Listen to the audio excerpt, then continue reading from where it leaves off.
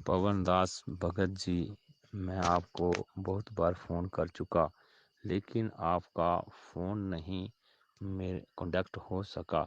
लेकिन मैं आपसे राय लेना चाहता हूँ कि मैंने 2 साल हो गए नाम दीक्षा लिए हुए, लेकिन 2 साल के बीच पहाड़ सिर पर टूट पड़े। मुझे तो कोई लाभ हुआ नहीं। मुझे बताइए मैं क्या करूँ? पवन दास जी, मुझे तकरीबन 6 महीने से उरे हो गया। पहले तो मेरे बेटे का एक्सीडेंट हुआ, फिर उसके बाद मेरा खुद का हुआ, और उसके बाद मेरा कारोबार बिल्कुल बंद हो गया, और उसके बाद मेरी बीवी को अटैक हो गया। मैं मुसीबत में घिरा हूँ और बड़ी प्रॉब्लम में फंसा हूँ। जब से नामदान लिया है तब से बहुत परेशानी आ रही है। मुझे समझ नहीं आ रही मैं क्या करूँ और क्या ना करूँ। और अब तो मैंने जोत लगाना भी छोड़ दिया है, क्योंकि भगवान पता नहीं मेरे साथ क्या कर रहा है। मेरा दिल ही नहीं मानता कि मैं जोत लगाऊं, क्योंकि जब मैंने नाम दीक्षा ली थी तो तब भी मैं बहुत परेशान था, तो नाम दीक्षा ली थी, लेकिन नाम दीक्षा लेने के बाद तो मैं और ज़्यादा परेशान हो गया हूँ। मुझे कोई रास्ता बताएं। बंदी छोड़ सतगुरु रामपाल जी महाराज जी की जय हो। परमपिता परमेश्वर जी की आप सभी प्यारी आत्माओं को मुझ पवन दास का सत्साहिब सत्साहिब भगत भाई, आप जिन्हें दास को ये छोटी सी ऑडियो भेजी, दास ने आपकी ऑडियो सुनी। आपने अपनी काफ़ी नाराज़गी परमपिता परमेश्वर और उनकी भक्ति के प्रति जाहिर की है। आपकी भी बात जायज़ है, और अब दास जो कहने जा रहा है वो भी जायज़ ही होंगी, भले ही आपको नाजायज़ लगे। 2 साल हुए हैं आप जी को नाम दीक्षा लिए हुए, यानी आपने 2019 में नाम दीक्षा ली, और परमपिता परमेश्वर सतगुरु रामपाल जी महाराज जी सन 2014 से हिसार की जेल में बैठे हुए हैं। तो सबसे पहले तो आप मुझे ये बताइए कि आपने क्या सोच के नाम दीक्षा ली। इन फर्जी नामदान केंद्रों से आपने क्या सोच के नाम दीक्षा ली, जब आपका गुरु, जिनके आपने सत्संग सुने हैं, सत्संग सुन के कुछ भी आपको प्रेरणा हुई हो और आपने नाम दीक्षा ले ली, तो आपने क्या सोच के नाम दीक्षा ली? सबसे बड़ी गलती तो आपने यही की कि बिना गुरु आदेश के आपने नाम दीक्षा ली। नाम दीक्षा लेने के बाद ना आपको गुरु जी का आशीर्वाद मिला, ना आपको अपने गुरु के दर्शन हुए, ना आपको ये पता कि मैं जिस नामदान केंद्र से नाम दीक्षा ले रहा हूँ वो मेरे गुरु के आदेश से है या नहीं है। तो सबसे बड़ी जो महामूर्खता कह लीजिए, सबसे बड़ी गलती कह लीजिए, वो आपकी खुद की है, जिसका परिणाम आप जी भुगत रहे हैं। दूसरी सबसे बड़ी गलती आपकी ये है कि गुरुदेव के सत्संगों को आधार बनाए बिना, उनके ज्ञान को अच्छे से समझे बिना आपने जल्दबाजी में नाम दीक्षा ले ली। क्योंकि ये जो नाम है परमेश्वर का, ये मोक्षदायक है। ये उसी आत्मा के ऊपर सूट करेगा, ये नाम उसी आत्मा को लाभ और फायदा देगा, उसी आत्मा की रक्षा और सुरक्षा करेगा जो आत्मा इस नाम को अपने सांसारिक लाभ या स्वार्थों के लिए कम और अपने आत्म कल्याण को आधार बना के लेती है। अन्यथा ये नाम उस आत्मा पे बिल्कुल भी काम नहीं करेगा, और आपके साथ में यही हुआ है। आज 2 साल बाद आप जो दिमाग लगा रहे हैं, आपने जो बातें अपनी ऑडियो में कही है, ये बातें अगर आप पहले अपने दिमाग में ले आते, आप कह रहे हो कि इस भक्ति का फिर क्या फ़ायदा है, इस नाम का क्या फ़ायदा हुआ, मैंने तो जोत लगाना छोड़ दिया, मैंने तो भक्ति छोड़ दी। अब इतना सा दिमाग यदि आप नाम दीक्षा लेते समय लगा लेते कि जब मेरा गुरु ही जेल में बैठा है तो मेरे को क्या लाभ देगा, मेरा गुरु ही जेल में बैठा है तो मुझे क्या लाभ देगा, मेरा गुरु मेरे से पहले दुखी है, महादुखी है, जब मेरा गुरु जेल में बैठा है तो मुझे क्या लाभ देगा। तो इतना सा दिमाग यदि आप पहले लगा लेते तो आज आपको अपने कर्म बिगाड़ने का ये मौका नहीं मिलता भगत बनने के बाद। तो हर स्थिति में ये गलती आपकी है। नाम दीक्षा लेने से पहले आपने कोई विचार नहीं किया कि मैं जिस परम संत से नाम दीक्षा लेने जा रहा हूँ वो परम संत कहाँ है, किस आश्रम में है, किस डेरे में है। थोड़ा इंक्वायरी करते तो मालूम पड़ता कि वे जेल में हैं, और आपके अंदर अगर बुद्धि होती तो आप फिर विचार करते कि भाई जेल में क्यों है, ऐसा क्या कर दिया उन्होंने, जेल में तो अपराधी लोग जाते हैं, जेल में तो जो गलत काम करते हैं वो लोग जाते हैं, फिर वो जेल में क्यों हैं? तो तहकीकात में जाते, थोड़ा बहुत दिमाग लगाते, तो आप जी तक हमारे ऑडियो वीडियो भी जरूर पहुंचते और आपको सच्चाई का मालूम पड़ता, और आपको वही परमात्मा एक नया मार्ग दिखाता कि मेरे हिसार जेल से बाहर आने तक तूने किस प्रकार से मेरे से और मेरी भक्ति से जुड़ के रहना है। तो ये आपकी अपनी जल्दबाजी और अज्ञानता का ही परिणाम है जो आज आप भुगत रहे हैं। दूसरी चीज इसमें यह है, संत रामपाल जी महाराज जी से नाम दीक्षा लेने के बाद आज आपने अपने विचार 2 साल बाद में व्यक्त कर दिए कि ये नाम दीक्षा लेने के बाद तो मेरे ऊपर ऐसी ऐसी आपत्ति आ गई, ऐसे ऐसे दिक्कत आ गई। और आज से पहले आप जिन भी देवी देवताओं की, भैरव, भूत, ब्रह्मा, विष्णु, महेश की पूजा पाठ कर रहे थे, और उस समय भी आपके ऊपर ये आपत्तियां आ रही थी, सुखी तो आप पहले भी नहीं थे, तो आपने कौन से मंदिर में जाके, कौन से पंडित के पास जाके आपने भगवान को ये शिकायत लगाई थी कि तेरी जोत जलाने के बाद भी, तेरे अगरबत्तियां करने के बाद भी, तेरे नाम के प्रसाद बांटने के बाद भी मेरे ऊपर ये आपत्तियां आ रही हैं? बताइए, आपने किसी मंदिर में जाके उस भगवान के सामने आपने अपनी शिकायत दर्ज की हो? आपने किसी मंदिर में जाके वहाँ के पुजारी को लिखित में या उससे आपने इस तरह की बातें की हो कि जी फायदा क्या इन ब्रह्मा विष्णु महेश को पूजने का, इन पत्थर के देवों को पूजने का? की आपने कभी? नहीं की। तो यहाँ बोलने का भी आपको कोई अधिकार नहीं है। लेकिन यहाँ आप नहीं बोल रहे, आपके ये कर्म खराब करवाने के लिए, आपके कर्म बिगड़वाने के लिए ये काल भगवान बुलवा रहा है। क्यों बुलवा रहा है? आप क्यों बोल रहे हैं? क्यों आप उसके तोते बने हुए हैं? क्योंकि आपने गुरुजी के सत्संगों को नहीं सुना, आपने ज्ञान को आधार नहीं बनाया, जिसके चलते वो काल भगवान आपकी चुटिया पकड़ के और मनमाने तरीके से आपको अपना वाद्य यंत्र बना के जो मर्जी आ रहा है वो बुलवा रहा है, और आप जी बोले जा रहे हैं बिना ये सोचे कि इस परमेश्वर और इस भक्ति के विषय में यदि मैं कोई भी शब्द बोलूंगा तो आगे चल के उसका क्या परिणाम निकलेगा। तो फिलहाल भी आप भगत जी गर्दिश में ही जाते जा रहे हैं। तो ये तो था आपका एक बैकग्राउंड जो आपको समझ में आ गया होगा कि हाँ, मैंने कितनी बड़ी गलती की है, और मुझे 2 साल नाम उपदेश के बाद भी मुझे अपने पूज्य गुरुदेव जी के विषय में ऐसा नहीं बोलना चाहिए था, उनकी भक्ति के विषय में ऐसा नहीं बोलना चाहिए था। उम्मीद करता हूं आप जी को ये बात समझ में आ गई होगी। अब करते हैं अपन मेन मुद्दे की बात। अगर आपको ज्ञान समझ में आ गया होता, अगर आपको भक्ति समझ में आ गई होती, अगर आपको संत रामपाल जी महाराज जी समझ में आ गए होते, तो आपका यही नाम काम करता जो आपने इन फर्जी नामदान केंद्रों से लिया हुआ है। यही नाम आपका काम करता अगर आपको गुरु समझ में आ गया होता। तो गुरु समझ में आता है ज्ञान से, और ज्ञान से फिर ये मालूम पड़ता कि परमेश्वर जब इस पृथ्वी लोक में आके और स्वयं एक आप और हमारे तरह एक मनुष्य की भूमिका निभाते हुए, और जब 2 बार ऑलरेडी जेल जा चुके हैं, 2006 में क्रोथा कांड हुआ, वो परमात्मा जेल में गया। 2014 में फिर बरवाला कांड हुआ, वो परमात्मा जेल में गया। वो खुद किस स्थिति में बैठा हुआ है, इतना ज्ञान देके, इतना समाधान बता के, चुपचाप कोई विरोध नहीं कर रहा उस काल भगवान से, कोई लड़ाई झगड़ा नहीं कर रहा। आपका गुरु आज किससे शिकायत लगाए? आपका गुरु किससे शिकायत लगाए? आपने तो शिकायत लगा दी, लेकिन आप ये भी तो सोचो कि जो आपका गुरु ऑलरेडी जिन मुसीबतों में हिसार जेल में बैठा हुआ है, क्या उन्होंने कभी एक भगत की भूमिका में, क्योंकि वो भी तो एक भगत की भूमिका में है ना, क्या संत रामपाल जी महाराज जी एक भगत होने के बावजूद जिस भी भगवान की वो पूजा करते हैं उस भूमिका में, दिखावे में, लीलामय रूप में, क्या उन्होंने कभी भी अपने कबीर भगवान को ये शिकायत लगाई? क्या आपने कभी भी उनका ऐसा कोई ऑडियो वीडियो, कोई सत्संग सुना जिसमें संत रामपाल जी महाराज जी ने ये शिकायत लगाई हो कि हे परमात्मा, क्या फायदा तेरी भक्ति का? मैं तो तेरे नाम पे सब कुछ छोड़ छाड़ के, बाल बच्चे, नौकरी तेरे नाम पे निकला, और मैं तो तेरे नाम की महिमा का वर्णन कर रहा था, और मेरे को तो 2006 में जेल में डाल दिया गया। 22 महीने मैं तो जेल में रह के आया। क्या फायदा तेरी इस नाम का, तेरी इस भक्ति का? क्या फायदा तेरी महिमा का प्रचार करने का, जब तू अपने भक्तों की इतनी सी रक्षा नहीं करता? मेरे को जेल में डाल दिया गया 22 महीने तक। उसके बाद मैं बाहर निकला, फिर 2014 में मेरे को जेल डाल दिया। आज मैं 7 साल से जेल में हूं। मेरे ऊपर तरह तरह की जो है वो दोषारोपण किए जा रहे हैं। देशद्रोही तक का मेरे ऊपर जो है वो पदवी लगा दी इन लोगों ने।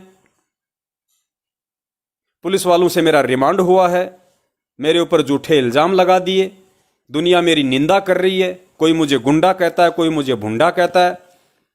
क्या आपने कभी सुना हो कि संत रामपाल जी महाराज जी ने कभी भी कबीर भगवान से ये शिकायत की हो या ये प्रार्थना की हो, या उन्होंने किसी ऐसे व्यक्ति से कहा हो जैसे आपने मुझे ऑडियो भेज के अपनी शिकायत दर्ज की है? उन्होंने कभी किसी अपने साथी को या अन्य किसी भगत भाई को कहा हो कि भाई क्या फ़ायदा इस भक्ति का जो हम कर रहे हैं 27 साल से, जब भगवान हमारी सुन ही नहीं रहा, हम कोई गलत काम नहीं कर रहे, हम कोई व्यसन नहीं कर रहे, कोई चोरी जारी नहीं कर रहे, हम किसी का कोई दुष्प्रचार नहीं कर रहे, हम किसी को ठग नहीं रहे, तो फिर भगवान हमारी सुन क्यों नहीं रहा? 27 साल थोड़ी होते हैं कि भगवान भाई 27 साल भी नहीं सुनेगा। बताओ, हम तो जीव हैं, हम तो सामान्य कैटेगरी के प्राणी हैं। 27 साल तक भी भगवान नहीं सुनेगा तो बताओ फिर हमारी हिम्मत जवाब देगी कि नहीं देगी? सुना कभी आपने संत रामपाल जी महाराज जी के मुख से ये बातें? लेकिन ये सारी बातें भगत जी आपको उस समय समझ में आती जब आप गुरु जी के सत्संगों को समझते।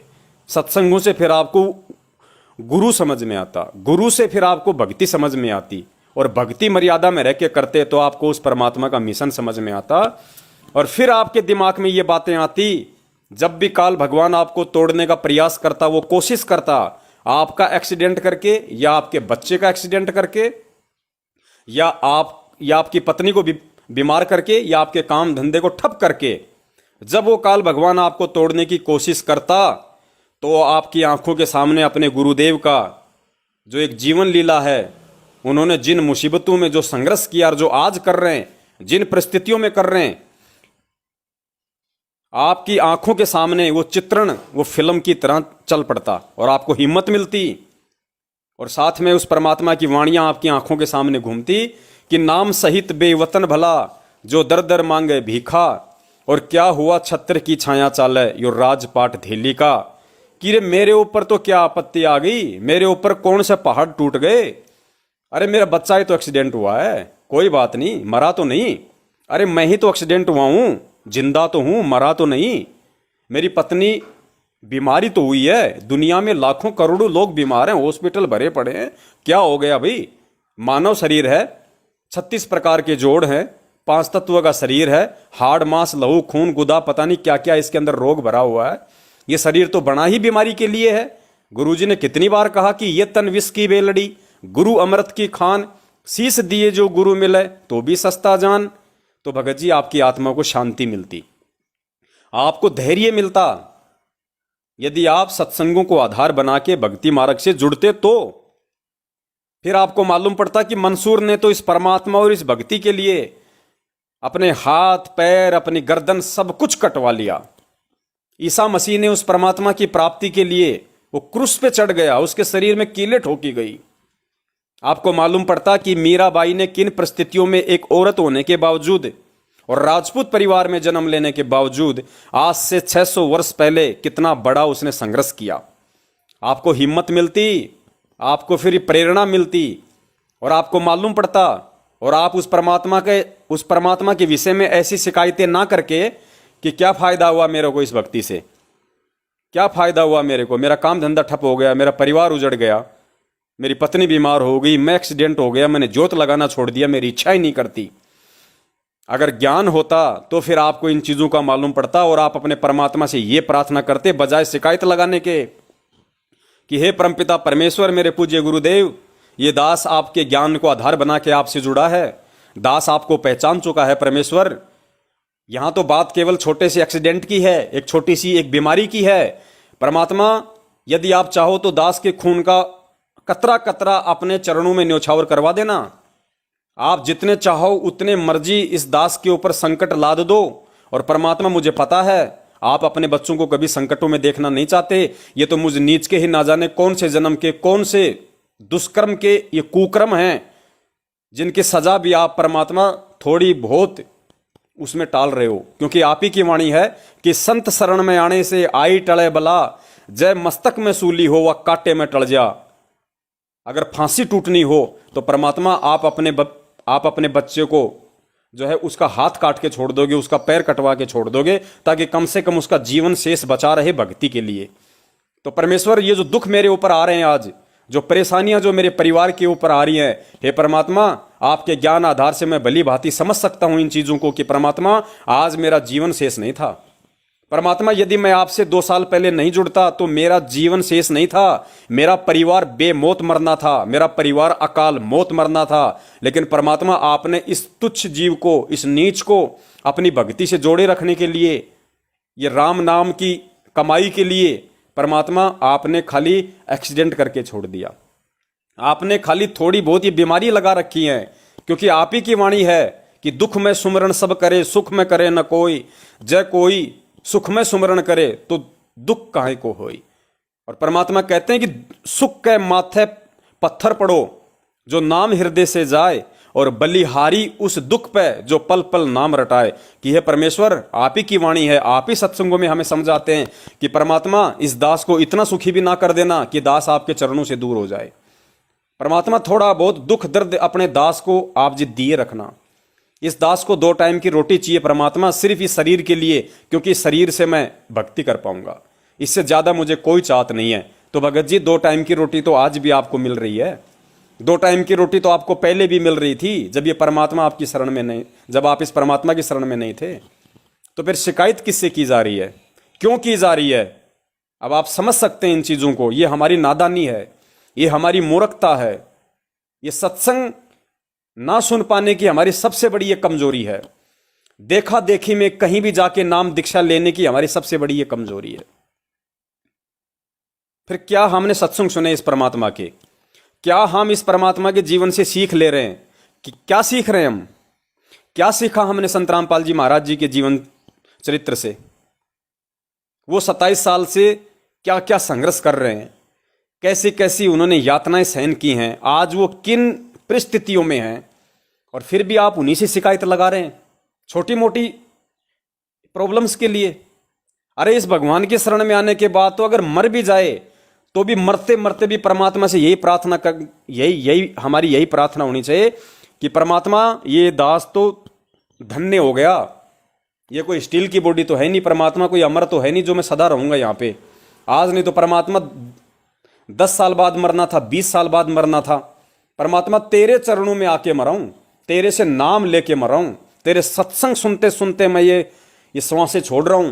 परमात्मा, मुझे खुशी है कि कम से कम मुझे अगला जन्म मानव का मिलेगा और किसी भगत के घर में दोगे, और जिन दुखों में आज मैं भक्ति कर रहा हूं, कम से कम ये दुख मेरे से दूर हो जाएंगे और किसी अच्छे परिवार में आप अपनी आत्मा को डालोगे, ताकि आंख खुलते ही सत्साई बोलते हुए मैं ये भक्ति शुरू करूंगा। तो मरते मरते भी इस परमात्मा का शुक्रिया अदा करना चाहिए कि साईं यो मत जानियो प्रीत घटे मम चित्त, मरूं तो तुम सुमृत मरूं और जीवित सुमरू नित्य।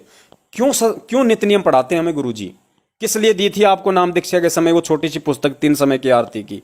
वो सत्संगों का मेमोरी कार्ड आपको क्यों दिया था? वो ज्ञान गंगा पुस्तक आपने क्या पढ़ी फिर भगत जी? आज भी अगर इसी भगवान को ये अगर दोष देना था तो, और अब आपने ये साधना छोड़ दी, आपने पूजा पाठ आपने छोड़ दी, अब आगे क्या गारंटी है कि कौन सा भगवान है फिर जो आपको सुखी कर देगा? आगे आपने क्या देख लिया ऐसा कि इस भक्ति और भगवान के अलावा कोई और है जो मुझे लाभ दे देगा, जो मेरे परिवार को बहाल कर देगा? आपने किस चीज को आधार बना के भक्ति छोड़ी? इस भक्ति और भगवान से बढ़ के आपको क्या चीज दिखाई दी? हर जगह से धक्के खा के तो आप इस मार्ग में आए। अब इस मार्ग से बढ़ के आपको क्या दिखाई दिया आगे, जो आप इस मार्ग को छोड़ रहे हैं? ये आपके जीवन की सबसे बड़ी भूल है, सबसे बड़ी भूल, सबसे बड़ी भूल होगी आपके जीवन की ये। और ये अभी भी एक छोटा सा मौका है आपके पास में। देखो, आपको मरना है तो आप मरोगे, आपको दुनिया में इस भगवान और भक्ति के अलावा कोई नहीं बचा सकता। आपके घर में अगर अमंगल होना है तो होके रहेगा। बचाने वाला धरती पे केवल ये भक्ति और ये भगवान है। चाहे छोड़ के देख लो इस भगवान और भक्ति को, हर जगह से धक्के खा के देख लो, घूम फिर के देख लो। अभी भी समय है, सत्संग सुनिए, ज्ञान को आधार बनाइए। और अगर ये वीडियो ऑडियो यदि आपको आज सुनने को मिल रही है, और अगर आप एक अच्छी आत्मा हैं तो तुरंत आज उस परमपिता परमेश्वर से आंखों में आंसू भर भर के अपनी इस महाभूल के लिए जो दोष आपने उस परमेश्वर पे लगाया है, इसकी भगत जी कोई माफी नहीं है। इस दुनिया में कोई माफी नहीं है इसकी। ये कितना बड़ा दोष आपने किया है अनजाने में। अपने भगवान को आपने जो मतलब आपने दोषी बना दिया है अपनी मूर्खता के चलते, अपनी अज्ञानता के चलते। इस भगवान से दंडवत करके समय याचना मांगिए और आज शाम से अपने घर में भक्ति शुरू कर दीजिए, वापस परमात्मा का दरबार लगा के। अगर आने वाले समय की परेशानियों से अगर आप बचना चाह रहे हैं तो आप यकीन मान लेना, इन 2 सालों में आपके पूरे परिवार का सत्यानाश होना था। आपके परिवार का प्रत्येक सदस्य मौत के घाट उतरना था। आपके इतने बुरे संस्कार थे। इस भगवान ने आपको शरण में लेके, इस अंतर्यामी ने, और कम से कम थोड़े बहुत दुख परेशानियां देके आपके जीवन रक्षा की हुई थी, और आपने वो मौका भी आज आपने खो दिया। अगर उस भगवान से वापस समायाचना करके भक्ति शुरू नहीं करते हो तो, और उस परमात्मा को यही बोलो कि परमेश्वर दास से महाभूल हो गई, जीवन की सबसे बड़ी भूल हुई है परमात्मा, मैं अपनी कमजोरी के चलते मैंने आपको दोषी ठहरा दिया। और परमात्मा हो सके तो इस नीच कुत्ते को माफ करना। आज के बाद परमात्मा ऐसे कुविचार सौपन में भी दास के मन में आपके प्रति नहीं आएंगे। और परमात्मा चाहे जीवो, चाहे आप दास को जीवित रखो, चाहे दास को मौत के घाट उतारो, चाहे इस परिवार में आप जी कोई खुशियां दो, चाहे इस परिवार में दुख ही दुख दो, परमेश्वर तेरे चरणों से दूर नहीं होऊंगा। अगर भगत जी जरा से भी अगर आपने सत्संग सुने हैं और अगर 5% भी आपको ये भक्ति और भगवान यदि समझ में आया है, तो भगत जी आपकी समस्याओं का समाधान 21 ब्रह्मांड में, सिवाय वापस वो ज्योति लगाने, वापस वो 3 टाइम की आरती, वापस इस गुरुदेव से समायाचना और वापस अपनी भक्ति, इसके अलावा 21 ब्रह्मांड में आपकी समस्या का समाधान नहीं है। इस परमेश्वर से दूर होके दुख ही दुख मिलेंगे, सुखों की कामना मत करना। आप रेगिस्तान की भयंकर गर्मी में खड़े थे, जहां से उस परमात्मा ने आपको एसी के कमरे में बैठाया, और थोड़ी बहुत देर के लिए अगर आपकी गलती से अगर लाइट चली गई और आपको अगर गर्मी महसूस हो रही है उस कमरे में जिसमें एसी चल रहा था, तो वो भगवान की नादानी नहीं, वो आपकी कमजोरी है।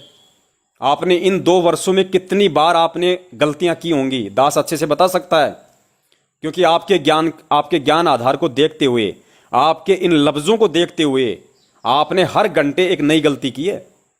इन 2 सालों में आपने कुछ सैकड़ों गलतियां की हैं। तो परमेश्वर का विधान क्या बोलता है कि अनंत कोटि बाजी जहां मैं रचे सकल ब्रह्मंड, और गरीबदास मैं क्या करूं यो काल करे जीव खंड। परमात्मा कहते हैं गरीबदास मैं तो सारे सुख दे दूं इन आत्माओं को, लेकिन इन आत्माओं का नाम खंड करवा देता है ये काल, इनकी मर्यादा तोड़वा देता है, जिस कारण से वचनबद्ध होने के कारण मैं मजबूर हो जाता हूं, उस आत्मा तक मेरी वो कनेक्शन नहीं पहुंच पाता, मेरी पावर नहीं पहुंच पाती। और अपनी अज्ञान सोच आधार से, सत्संग ना सुन पाने की महाकमी के आधार से, वो आत्मा फिर उल्टा इस काल भगवान की इन सूक्ष्म चालों को ना समझ के अपने गुरुदेव पे ही दोषारोपण लगा के और ज्यादा पाप की भागिन बनती है। तो भगत जी मेरी तो आपसे यही विनती है, मेरा तो आपसे यही निवेदन है, कष्ट हर जीव के ऊपर है, कष्ट किसके ऊपर नहीं है? कष्ट क्या श्री रामचंद्र जी के ऊपर नहीं आए थे? वो तो राजा था, क्या उसके ऊपर नहीं आए कष्ट? क्या श्री रामचंद्र जी ने किसी भगवान को दोष दिया था कि भगवान मैं तो तेरे नाम पे लगा हुआ हूं, मैं तो तेरा काम पूरा करने के लिए इस पृथ्वीलोक पे आया हूं, मैं तो अवतार लेके, और तूने मेरी पत्नी को उठवा दिया। 10 साल तक मेरी पत्नी एक मतलब गैर पुरुष के वहां पे रही, मैं जंगल में नंगे पैरों में भटक रहा हूं, पीछे से मेरा बाप मर गया। क्या श्री रामचंद्र जी ने कभी जिसकी भी वो भक्ति करते थे, या जो गुरु जो वशिष्ठ था उनका, क्या आपने गुरु से उन्होंने कभी शिकायत लगाई? क्या आपने छोटे भाई लक्ष्मण से कभी उन्होंने इस तरह की बातें की कि लक्ष्मण क्या फायदा इस वशिष्ठ को अपना गुरु बना के, जब से इसको गुरु बनाया है तब से संकट ही संकट आ रहे हैं, दुख ही दुख आ रहे हैं, और आजीवन वो दुखों में रहा। रामचंद्र जी आजीवन दुखों में रहे, अंतिम श्वास तक उन्होंने कभी भी अपने इष्ट को, अपने भगवान को, अपने गुरु को शिकायत नहीं लगाई। श्री रामचंद्र जी का जीवन देख लो, जितने कष्ट राम ने उठाए उससे ज्यादा श्री कृष्ण ने उठाए। आंखों के सामने उनका पूरा परिवार मर गया, दुर्वासा ऋषि के श्राप के चलते। अंत में श्री कृष्ण जी की कैसे दुर्गति से मौत हुई, जहरीला तीर लगने से हाय हाय करके मरा। क्या आपने सुना कि कभी उसने पांडवों को कहा हो एंड में कि भाई पांडवों, भक्ति का कोई फायदा नहीं है, भाई कोई भगवान नहीं है दुनिया में, भक्ति का कोई फायदा नहीं है, मत जपो किसी राम का नाम। देखो मेरी क्या हालत हो गई, अरे मैं तो भगवान था, जब मेरी ऐसी हालत होगी तो तुम्हारा क्या होगा। छोड़ दो भक्ति, कोई भगवान नहीं है दुनिया में, सृष्टि ऐसी चल रही है ऊट पटांग तरीके से। सुना आपने कभी किसी साहित्य में, किसी लेख में, किसी वीडियो में कि श्री कृष्ण ने ऐसा कहा उनके ऊपर इतने दुख तकलीफ आने के बाद भी, जिनके बेटा बेटी पत्नी भाई बंधु जवाई सब दुर्वासा ऋषि के श्राप के चलते उनकी आंखों के आगे मर गए? सुना भगत जी कभी? बड़े भाई और कैसे समझाएं फिर? आप जिस लोक में रह रहे हो ये सतलोक नहीं है। सबसे पहले ये बातें अपने दिमाग में बैठा लिया करो नाम दीक्षा लेते समय। आप काल के लोक में हैं, ये दुखालय दुखालय सुखालय नहीं है, दुखों का लोक है ये। और जो गलती हम करके अपने बाप से यहां आए हैं सतलोक से, जो विश्वासघात हमने अपने परम पिता परमेश्वर से किया सतलोक में, उस विश्वासघात की तो इतनी बड़ी सजा है कि परमात्मा ने यहां आना ही नहीं था। लेकिन फिर भी आप और हम जैसे गधों के लिए वो परमात्मा यहां आया, और जब वो परमात्मा यहां आया है तो वो भी जेल में बैठा हुआ है, वो भी यहां के दुखों से, यहां की परेशानियों से, इस काल लोक के विधान से वो भी वंचित नहीं है। वो भी दिखा रहा है यहां पे ये लीला करके, उसको कौन हाथ लगा दे। लेकिन वो जानबूझ के हिसार की छोटी जेल में बैठ के 2-2 बार रिमांड सहन करके, कोई भी पुलिस वाला जिनकी 2 कौड़ी की औकात नहीं वहां पे, मुंह में खा के पान गुटखा 2 बातें गुरुजी को बोल जाता होगा कि और सुना रामपाल क्या हाल है, अब ठीक है ना, आश्रम से बढ़िया है ना। अब क्या क्या बोलते होंगे वहां गुरु को। सोचा कभी आपने ये बातें अपने कभी मस्तिष्क में लाई आपने कि मेरे गुरु के साथ में कैसा बर्ताव किया जा रहा होगा जेल में, उनको एक आम व्यक्ति समझ के। जब इतना ज्ञान सुन के आप जैसे लोग उनको भगवान नहीं मान पाए, तो वो नशेड़ी, वो शराबी, वो कबाबी, वो 2 कौड़ी के वो पुलिस वाले, वो क्या उनको परमात्मा समझ रहे होंगे। और एक मुजरिम के साथ में, एक कैदी के साथ में किस तरह का जेलों में व्यवहार किया जाता है, क्या आपको मालूम नहीं है? तो वो सारी सृष्टि का रचनहार जो चाहे तो फूक मारते ही 21 ब्रह्मांड को वहां पहुंचा दे जहां दिखाई नहीं दे। फूक मारते ही, आप नित्य नियम पढ़ते हो ना, जहां के अर्ध रूम पर सकल पसारा, ऐसा पूर्ण ब्रह्म हमारा। वो जो हिसार जेल में बैठा हुआ ना, उसके शरीर के आधे बाल के बराबर ये पूरी सृष्टि नहीं है।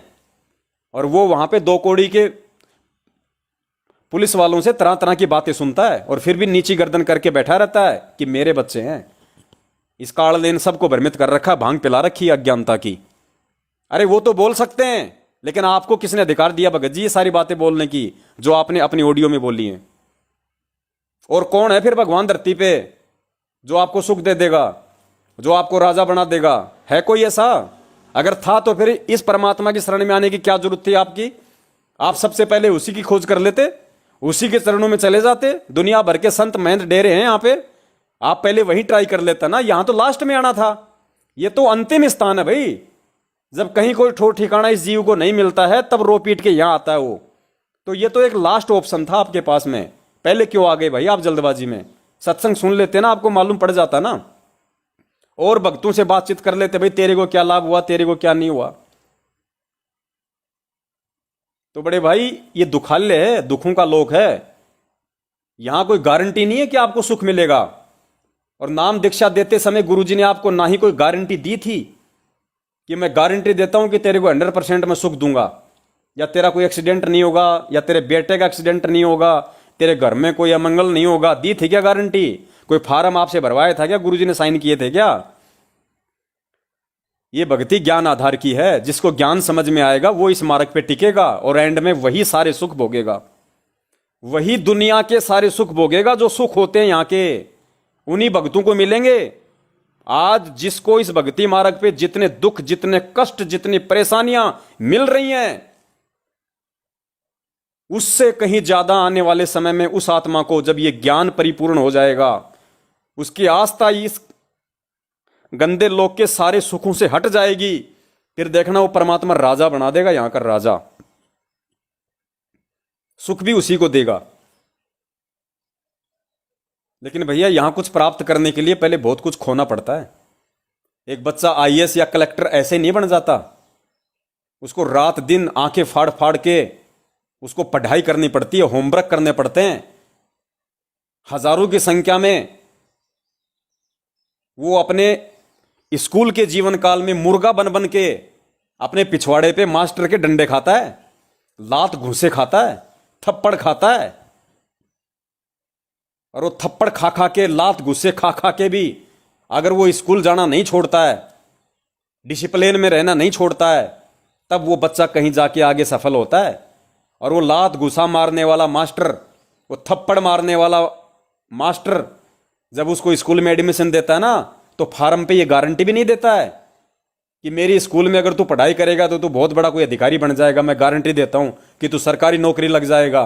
वो कोई गारंटी नहीं देता और उल्टा पैसे और लेता है, लाखों रुपया साल की फीस लेता है, ऊपर से तेरे बच्चे को मारता है, पीटता है। फिर क्यों भेजते हो अपने बच्चे को वहां पे? ठीक ऐसी ये भक्ति है। संत रामपाल जी महाराज जी हमारे प्रिंसिपल है, आध्यात्मिक हमारे टीचर हैं। और ये जो नाम हमें जो मिला है, ये हमने उनके स्कूल में एडमिशन ले लिया। ये जो मर्यादाएं, ये हमारे नियम हैं। अब वो अगर हमें दुखों के थपेड़े मारेगा तो खाने पड़ेंगे, वो अगर हमें एक्सीडेंट के डंडे मारेगा तो झेलने पड़ेंगे, वो अगर चेहरे पे थप्पड़ मारेगा हमें तो हमें खाने पड़ेंगे। अगर सफल होना है तो, इस भक्ति से अगर कुछ हासिल करना है तो, सदा सदा के लिए इस दुखाले से, इस दुखों के घर से और इस 84 लाख योनियों से गधे कुत्ते सुअर बन के वो महा कष्ट उठाने से जिनकी हम कल्पना नहीं कर सकते, अगर उन सब से बचना है तो हमने ये थपेड़े दुखों के, परेशानियों के, एक्सीडेंट के भैया सहर्ष खाने पड़ेंगे। खुद परमात्मा अपनी वाणी में बोलता है कि कुत्ता हूं गुरुदेव का, रामपाल दास का नाम, और जो राखूं त्यों ही रहूं, जो देवो सो खाओ। तो भाई जैसा वो परमात्मा हमें रखेगा वैसा हमें रहना पड़ेगा। और ये भी परम सत्य है, इन दुखों में, इन परेशानियों में, इन संकटों में अपने गुरु का केवल वो आत्मा साथ नहीं छोड़ सकती जिस आत्मा ने इस गुरु के ज्ञान को आधार बना लिया, जिस आत्मा को सत्संग सुन के ये ज्ञान और ये गुरु समझ में आ गया। बाकी भैया दिन में लाख जुड़ो और दिन में लाख इस परमात्मा से दूर हटो, इसको कोई फर्क नहीं पड़ता।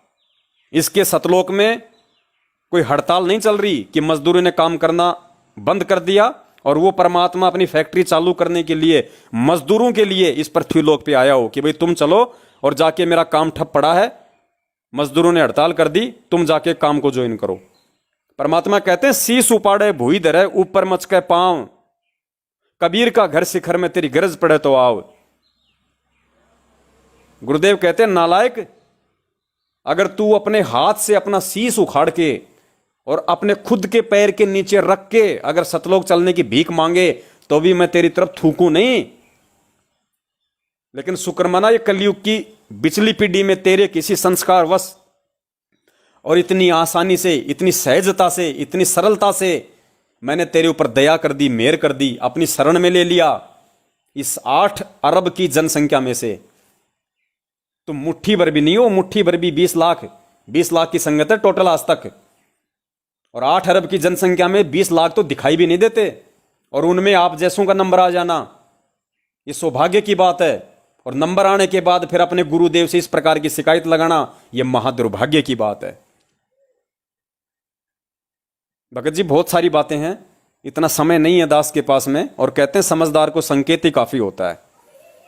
अगर आप समझदार होंगे तो आज और इसी क्षण ऑडियो सुनते ही गुरुदेव के चरणों में आप अक्षमा याचना कर लेना और परमात्मा को वापस लगा के अपने घर में दरबार है और बोल देना कि परमात्मा चाहे जीवित रखो चाहे मारो, आपके सिवा किसी और की तरफ मुंह नहीं उठाऊंगा। रजा बख्शेगा तो यही बख्शेगा, सुख देगा तो यही देगा, दुख भी देगा तो यही देगा। अरे हम क्या बराबरी करेंगे उन आत्माओं की जिनको इतना ज्ञान ना होने के बावजूद भी अपने गुरु पे कुर्बान हो गई, अपने जिनके घर में आटा नहीं, भगवान जिनके घर में आ जाए और जिनके घर में खाने को आटा नहीं। भगत जी, अगर आप और हमारी जैसी आत्मा हो तो जैसे आपने दोषारोपण किया, वो परमात्मा के मुंह पे दोषारोपण कर देते उस समय कि गुरुजी क्या है यहाँ पे, सेव सम्मन की बात कर रहा हूं, सम्मन और नेकी की। वो भी कह देते कि भगवान जी क्यों आए हो यहाँ पे, 5 साल हो गई आपको अपना गुरु बनाए हुए, हमारे घर में खाने को तो आटा नहीं है, आप काहे के गुरु हो, काहे के भगवान हो आप, क्या फायदा आपकी भक्ति का, हमारे घर में आटा नहीं है, आपको क्या खिला दें हम। लेकिन उन आत्माओं ने क्या किया, आपने कहानी सुनी होगी ना, अपने गुरु को अपनी गरीबी का, अपने दुखों का दुखड़ा रोने के बजाय और अपने गुरु को भोजन करवाने के लिए अपने इकलौते बेटे का अपने हाथ से शीश काट देना। आप कर सकते हो ये काम? आपके तो बच्चे का एक्सीडेंट हो गया अपनी गलती के चलते, उसके लिए आप परमात्मा के सामने आप रो रहे हो, आपने उनको दोषी ठहरा दिया, शिकायतें लगा रहे हो। तो सोचिए भगत जी, आप और उन आत्माओं में कितना अंतर है, कितना डिफरेंट है। जबकि गुरु जी कहते हैं अगर सतलोक जाना है तो उन आत्माओं से भी बढ़ के आपके अंदर सेवा भाव होना चाहिए, उन आत्माओं से भी ज्यादा बढ़ के आपके अंदर दृढ़ता होनी चाहिए, अपने गुरु जी के प्रति विश्वास होना चाहिए, श्रद्धा होनी चाहिए, तब जाके सतलोक का नंबर आएगा।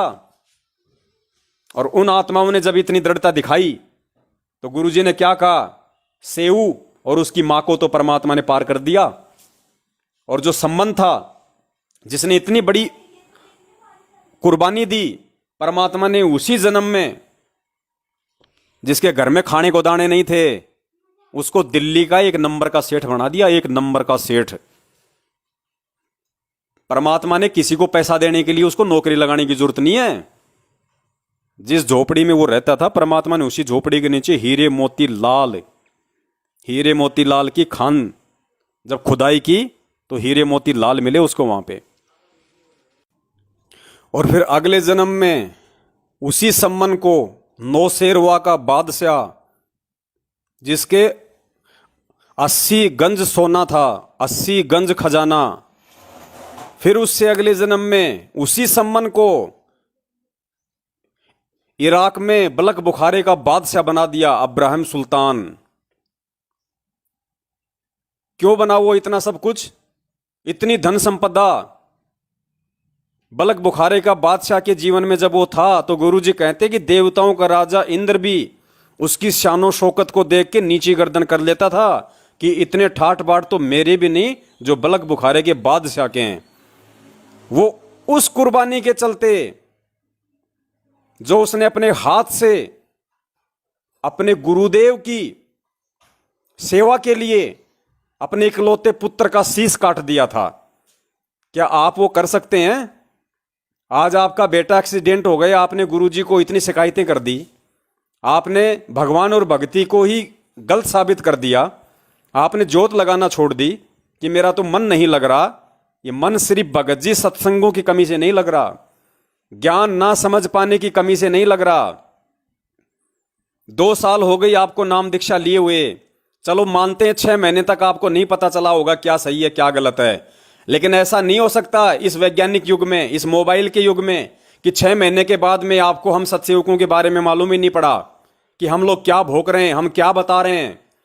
कि इन काल एजेंट सतलोक आश्रम मैनेजमेंट हरियाणा वालों का साथ छोड़ो, इनको दान धर्म देना बंद करो, इनके किसी भी फर्जी आदेश को मानना बंद करो अगर अपनी और अपने परिवार की सलामती चाहते हो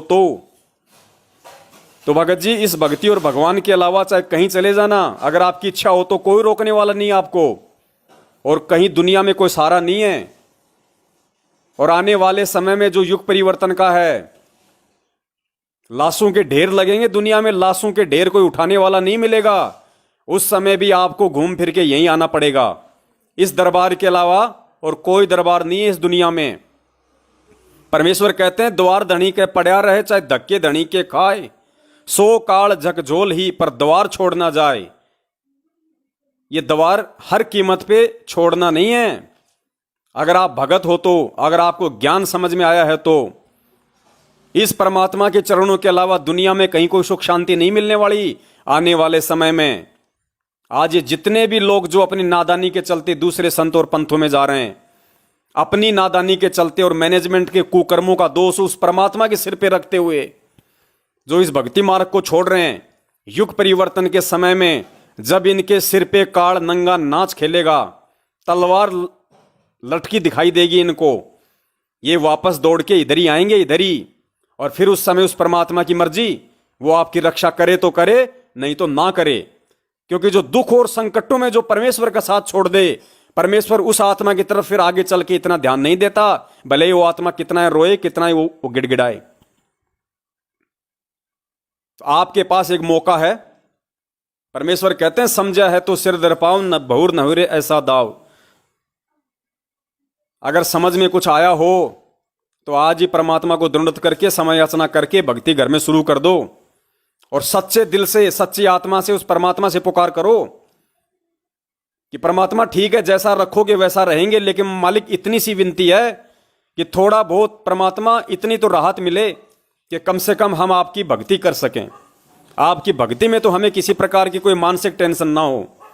आपने ये प्रार्थना ही उस परमात्मा से करनी थी, लेकिन आप तो ये देख रहे थे कि मुझे कब सुख मिले, मुझे कब फायदा हो, मैं भक्ति कर रहा हूं, मुझे फायदा क्यों नहीं हो रहा, मुझे लाभ क्यों नहीं मिल रहा। क्योंकि आप ज्ञान समझ के नहीं, आप ये मीठे मीठे इंटरव्यू देख के जुड़े हो। और जो व्यक्ति ज्ञान समझ के कम और ये मीठे मीठे इंटरव्यू देख के ज्यादा उस परमात्मा की तरफ बढ़ता है, वो आगे चल के भगत जी ऐसे ठोकर खाता है और ऐसे ठोकर खाएगा वो। और आप अकेले नहीं हो, ऐसे हजारों की संख्या में हैं। और काल भगवान की यही सूक्ष्म चाल होती है, गलती किसी और की, दोष उस परमात्मा के सिर पे। तो दास ने जो विनती करनी थी बड़े भाई आप जी से की है। मेरा ऊंचा बोलने का मकसद कोई आप जी के प्रति कोई राग द्वेष या ऐसा कोई क्रोध वाली भावना नहीं है। मेरे लिए तो आप भी उतने ही प्रिय हो, उतने ही मेरे भाई हो, जितने कि मेरे लिए अन्य संगत है। बस अगर ज्यादा बोलने में आपको फिर भी मेरे शब्दों से कोई आपत्ति आई हो तो दास तो हाथ जोड़ के क्षमा याचना मांगता है। हो सकता है मेरा समझाने का तरीका ये गलत हो, लेकिन क्या करूं भाई, दिन में सैकड़ों की संख्या में ऐसे फोन आते हैं। हर आदमी को रह रह के वही बातें बार बार रिपीट करनी पड़ती है। 100 वीडियो किसी ने देख लिए, वो भी आगे चल के यही फोन करेगा कि भगत जी क्या करूं। अरे फिर तूने 100 वीडियो तूने क्या देखे, तूने क्या देखा फिर उनमें? हम यही तो समझा रहे हैं। तो मेरी तो विनती है, निवेदन है भगत जी, दास की जो सेवा है, दास अपनी सेवा निभा रहा है। और जिन दुखों में आप हो वैसे दुख भगत जी मैंने भी भोगे हैं और आज भी भोग ही रहा हूं। आज कौन सा मैं देश का प्रधानमंत्री बन लिया। जितने भी सत्संग भाई बहन हैं, 2-4 को छोड़ के कौन ऐसा है जो सुख भोग रहा है? परमात्मा कहते हैं यहां तो चूचू में भक्ति करनी पड़ेगी, चूचू में, अन्यथा यहां सुखों में भक्ति नहीं हो सकती। परमात्मा कहते हैं भक्ति करे बिन भाव रे सो कोणे का जाए। भक्ति करे बिन भाव रे, और भाव भगत जी दुखों में होंगे, भाव समस्याओं में उत्पन्न होंगे। अगर सुख परमेश्वर ने दे दिया तो आपके भाव नहीं बनेंगे परमात्मा में।